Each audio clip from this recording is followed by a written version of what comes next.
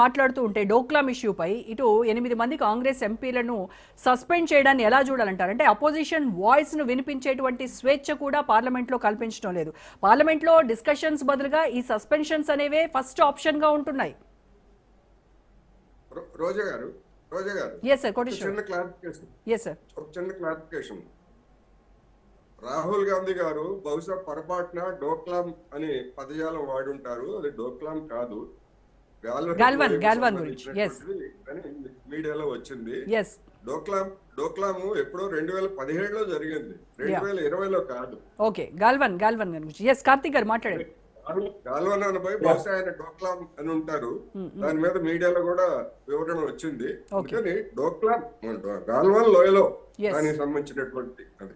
Right మాట్లాడండి కార్తిక్ గారు. అమెరికాతో భారతదేశం కుదిరించుకున్నటువంటి డీల్ గురించి వన్ సైడ్ గా ట్రంప్ తన ఎక్స్ ఖాతాలో, తన సోషల్ మీడియా ఖాతాలో పోస్ట్ చేసుకోవటం అనేది మనం ఖండించాల్సిన అవసరం ఉంది. నిజానికి ఇద్దరు దేశాల అధ్యక్షులు కూర్చొని మాట్లాడుకోవాల్సిన విషయాన్ని, లేదా ఇద్దరు ఫారెన్ మినిస్టర్స్ కూర్చొని మాట్లాడుకోవాల్సిన విషయాన్ని కేవలం ఫోన్ లో డీల్ కుదుర్చుకున్నారు అంటేనే కొంత ఇబ్బందికరంగా, అభ్యంతరకరంగా అనిపిస్తా ఉంది. రెండోది, ట్రంప్ చెప్పుకొచ్చిన మాటలు వన్ సైడ్ గా కనపడతా ఉన్నాయి. అంటే పూర్తిగా అమెరికాకి భారతదేశం లొంగి డీల్ చేసుకున్నట్టుగా ట్రంప్ చెప్పిన మాటలు కనుక విశ్వసిస్తే మనకు అర్థమైంది. కానీ ట్రంప్ మాటలు నమ్ముదామంటే నమ్మటానికి అవకాశం లేదు. ఎప్పుడు ఏ రోజు ఏ పూట ఏం మాట్లాడతారో అతనికే తెలియదు. కానీ ఎందుకు వీళ్ళు వచ్చింది, దాన్ని మనం ఖండించట్లేదు కాబట్టి వీళ్ళు వచ్చింది. మౌలిక గతంలో కూడా పాకిస్తాన్ కి భారతదేశానికి సీల్ ఫైర్ కుదరటానికి కారణం నేనే అని ట్రంప్ చెప్తే మనం ఖండించాం. అప్పుడు ట్రంప్ మాటలు మనం పరిగణలో తీసుకోలేదు, కానీ మోడీ గారి మాటలనే పరిగణలో తీసుకున్నాం. కానీ ఇప్పుడు మాత్రం ట్రంప్ చెప్పిన దానికి మన ఖండన లేదు. ఖండన లేకపోవడం ఫలితంగా ట్రంప్ వ్యాఖ్యలకి విలువ వస్తుంది. నిజానికి ట్రంప్ చెప్పిన దాని ప్రకారం రష్యా దగ్గర చమురు కొనుగోళ్లు మానేశాము అంటే మన పూర్తి విదేశాంగ విధానంలోనే చాలా తేడా వచ్చినట్టు లెక్క.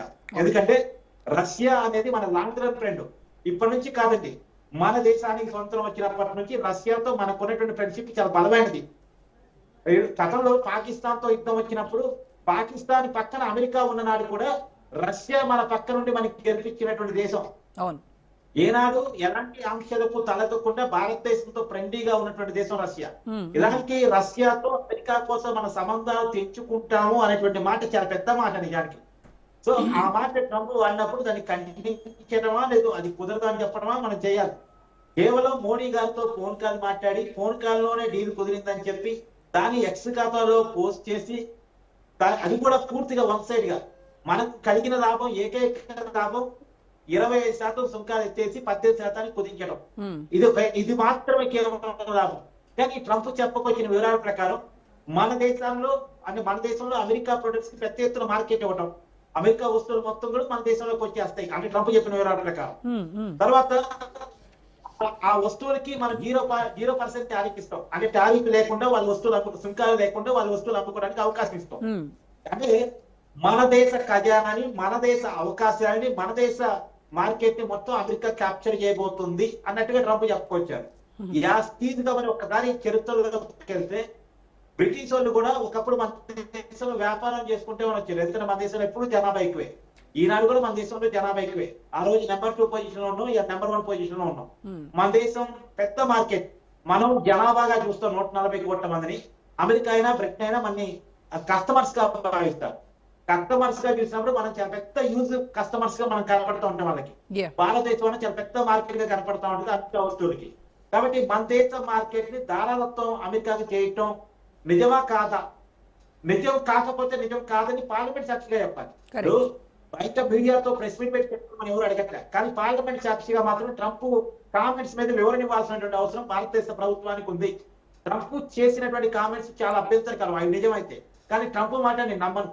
ట్రంప్ మాటలు ఎప్పుడు ఏ పోటీ ఎలా మాట్లాడతారో అతనికి తెలియదు. ఆ మాట నేను నమ్మను. మరి ఈ కన్ఫ్యూజన్ ఇప్పుడు మీరే అంటున్నారు కార్తిక్ గారు, మీరు అంటున్నారు ట్రంప్ ఏ రోజు ఏ మూడ్ లో ఉంటాడో తెలియదు అని చెప్తున్నారు, అతని మాటను నమ్మడానికి లేవు అని అంటున్నారు. మరి ప్రజల్లో కూడా ఇలా రకరకాల అనుమానాలు, ఆందోళనలు ఉంటాయి. వీటన్నింటికి చెక్ పెట్టడానికి ఈ కన్ఫ్యూజన్ క్లియర్ చేయాల్సినటువంటి బాధ్యత కేంద్ర ప్రభుత్వానిదే కదా. వాళ్ళేమో టైం వచ్చినప్పుడు చెప్తాము, అవసరం వచ్చినప్పుడు చెప్తామని అంటున్నారు. ట్రంప్ మాట నమ్మలేము అన్నది నిజమే, కానీ అమెరికా ప్రెసిడెంట్ పోస్ట్ లో కూర్చొని మాట్లాడుతున్నాడు కాబట్టి ఆ వ్యాఖ్యలు తప్పైతే తప్పని ఖండించాల్సిన బాధ్యత మన మీద ఉంది. అది కూడా దేశ పార్లమెంట్ సాక్షిగా ప్రకటించాల్సిన అవసరం ఉంది. ఎందుకంటే ట్రంప్ చెప్పింది నిజమైతే మాత్రం భారతదేశం అమెరికాకు తలొక్కినట్టుగా లెక్క అవుతుంది. తలొక్క తలసుకోవట్లేదు అనేది ఇన్నాళ్ళు ఇండికేషన్ పంపించాం. ఎందుకు రష్యా అధ్యక్షుడు పుతిన్ మన దేశాన్ని పిలిపించాం? మేము తగ్గేది లేదు, మా స్నేహం ఎవరి కోసం విడిపోదని చెప్పడం కోసమే కదా. ఒకటేలో చైనా వెళ్తే మనం చైనా రష్యా భారత్ ముగ్గురు కలిసి మేము అమెరికా ప్రత్యామ్నాయం అని సంకేతాలు పంపించాం. ఐరోపా దేశాలతో ఎందుకు ఫ్రీ ట్రేడ్ విధానం మనం మేము కుదుర్చుకున్నాం? అమెరికా కనుక మా మీద ఇలాగే సుంకాలు వేస్తే మేము అమెరికాకి మానేసి ఎగుమతులు ఇతర దేశాలు చేసుకుంటాం, మాకు ప్రత్యామ్నాయం ఉన్నాయని చూపించడం కోసం మనం చేశాం. ఇన్ని చేసినాను ఇవాళ ట్రంప్ ఒక ప్రకటన చేయగానే ఖండించడానికి వచ్చేది ఏంటి? కాకపోతే ఈ డిప్లొమసీ విషయంలో క్లారిటీ కావాల్సినటువంటి అవసరం అయితే ఉంది. అండ్ మోరోవర్ ట్రంప్ చెప్పినట్టుగా రష్యా నుంచి ఆయిల్ దిగుమతులు కనుక భారత్ ఆపేస్తోంది అనేదే నిజమైతే రష్యా యుక్రెయిన్ యుద్ధానికి సంబంధించి అమెరికా వ్యూహానికి మనము మద్దతు ఇస్తున్నట్టే కదా. ఇప్పుడు మనకి ఎందుకు ట్రంప్ సుంకాలు మోపాడండి? రీజన్ అతను చెప్పింది ఏంటి?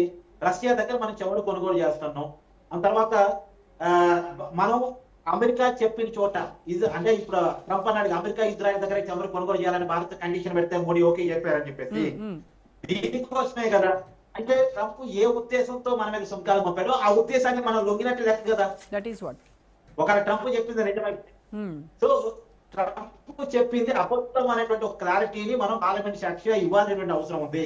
లేకపోతే భారత ప్రజలు అనుమానాలు వస్తాయి, నిజమే ట్రంప్ చెప్తుంది నిజమేమో అనేటువంటి అనుమానాలు వస్తాయి. కాబట్టి ట్రంప్ మామూలు వ్యక్తి అయితే ఖండించాల్సిన అవసరం లేదండి. అతను పిచ్చోడైనా లేదు గుడ్డోడైనా మెల్లోడైనా ఇంకోడైనా అమెరికా ప్రెసిడెంట్ కుర్చీలో కూర్చుని ఉన్నాడు. అమెరికా ప్రెసిడెంట్ కుర్చీలో మాట మాట్లాడుతున్నాడు కాబట్టి ఆ మాట తప్పైతే తప్పని చెప్పాలి, లేదు ఒప్పందం ఏంటో దాని తరం చేయాల్సిన అవసరం అయితే క్లారిటీగా ఉందండి.